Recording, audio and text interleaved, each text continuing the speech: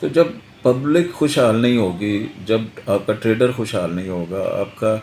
Industrialist خوشحال نہیں ہوگا، تو آپ ٹیکس کلیکشن کہاں سے کریں گے؟ غریب کہاں جائے اور یہ تنخواہ دار لوگ کدھر جائیں؟ گورنمنٹ کی وہ اس ایک پارٹی کو کرش کرنے پہ لگے ہوئے ہیں، اور ان کو میں نے جیسے پہلے عرض کیا کہ یہ ان کو کوئی غرض نہیں ہے کہ غریب مرتا ہے تو مر جائے۔ لوگ پریشان ہیں، لوگ ان حالات میں لوگ صحیح طرح سے اپنا کاروبار بھی نہیں کر پا رہے، اور لوگ انتہائی پریشانی کے عالم میں۔ جو 14 جماعتیں اکٹھی ہیں، تو بجٹ پاس ہونا تو اتنا بڑا جو ہے نا مسئلہ نہیں ہوگا میرے خیال میں۔ تو میں سمجھتا ہوں ایک ہی پارٹی بیٹھی ہوئی ہے، پی ڈی ایم، جو 14 جماعتیں اکٹھی ہیں، تو بجٹ پاس ہونا تو اتنا بڑا جو ہے نا مسئلہ نہیں ہوگا میرے خیال میں۔ اس کے لیے کسی طاقت کا استعمال شاید نہیں کرنا پڑے گا، کیونکہ جو اپوزیشن بھی ہے اسمبلی میں وہ تو فرینڈلی اپوزیشن ہے۔ تو بجٹ جو جیسا بھی ہوگا بجٹ یہ دیں گے، بجٹ پاس انشاءاللہ تعالیٰ ہو جائے گا۔ لیکن میں سمجھتا ہوں کہ جو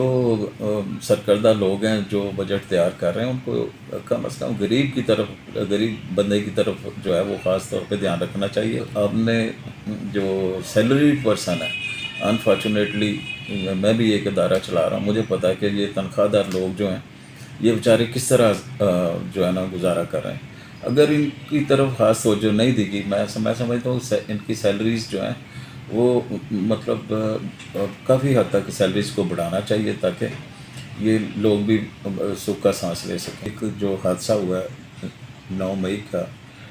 میں سمجھتا ہوں کہ اس سے فرق پڑا ہے، اور خاص طور پہ ایک ایسی پارٹی جو کہ آلموسٹ 85-90% میجورٹی رکھتی تھی، اس پارٹی کو بالکل وہ پارٹی پیچھے چلی گئی ہے، اور اس میں جو ان کے سرکردہ لوگ ہیں، کوئی ریزائن کر گیا، کوئی کچھ ہو گیا۔ تو یقینی طور پہ بجٹ پہ ان چیزوں کا بھی فرق پڑتا ہے، اور صرف بجٹ پہ ہی نہیں، ان چیزوں سے پہ پورے ملک کا بڑی سیاسی پارٹی کو اس طرح وہ تقریباً سیاست سے آؤٹ کر دیا گیا، تو لامحالہ ایک سمجھو کنارے پہ کر دیا گیا یا اس کو پیچھے کر دیا گیا۔ تو میں سمجھتا ہوں کہ لامحالہ یہ ملک کی اکانومی 9 مئی کے واقعے کے بعد مزید ہماری اکانومی ہے وہ خرابی کی طرف چلی گئی ہے، اور مسلسل جا رہی ہے، کیونکہ ہمارا مشن ایک ہی ہے کہ بس اس پارٹی کو کس طرح ختم کریں، تاکہ مطلب اس کو آؤٹ کر دیا جائے۔ لیکن پھر وہی بات کہ غریب کہاں جائے اور یہ تنخواہ دار لوگ کدھر جائیں؟ میں یہی سمجھتا ہوں کہ پوری توجہ جو ہے نا اس وقت گورنمنٹ کی، وہ اس ایک پارٹی کو کرش کرنے پہ لگے ہوئے ہیں، اور ان کو میں نے جیسے پہلے عرض کیا کہ یہ ان کو کوئی غرض نہیں ہے کہ غریب مرتا ہے تو حکومت قائم رہنی چاہیے، ان کی ریٹ قائم رہنی چاہیے۔ میں سمجھتا ہوں کہ جو اس میں کوئی شک نہیں کہ میرا انٹریکشن جو ہے نا